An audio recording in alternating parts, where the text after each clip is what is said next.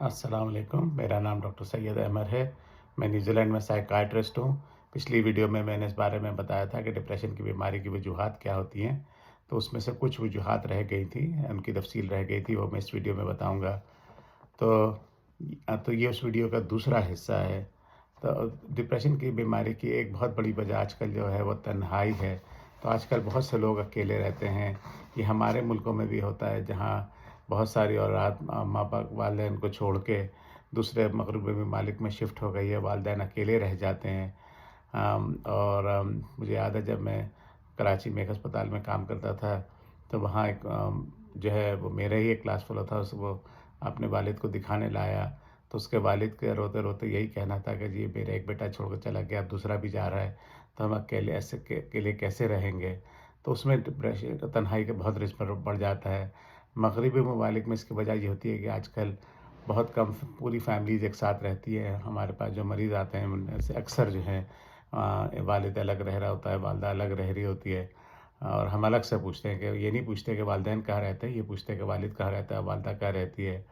फिर बड़ी उम्र में अमूमन यहाँ बहुत कम ऐसा होता है कि वालिदैन बच्चों के साथ, बड़ी उम्र के वालिदैन, बूढ़े वालिदैन बच्चों के साथ रहते हैं, ज़्यादातर वो अकेले रह रहे होते हैं। तो इन सब चीज़ों से जो है अगर तन्हाई हो तो उससे डिप्रेशन होने का ख़तरा बढ़ जाता है।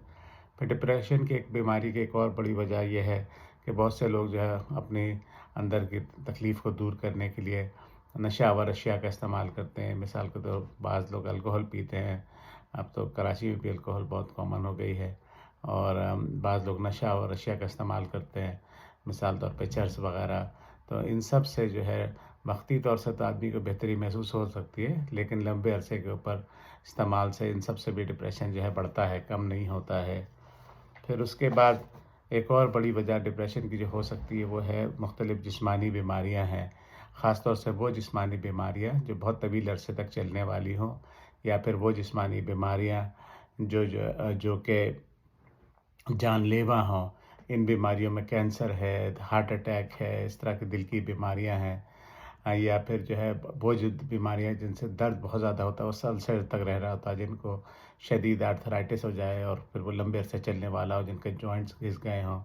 तो इस तरह के तमाम बीमारियां जिनको हों, उन लोगों में डिप्रेशन की बीमारी होने का ख़तरा बढ़ जाता है। सुनने का बहुत शुक्रिया। अस्सलाम वालेकुम।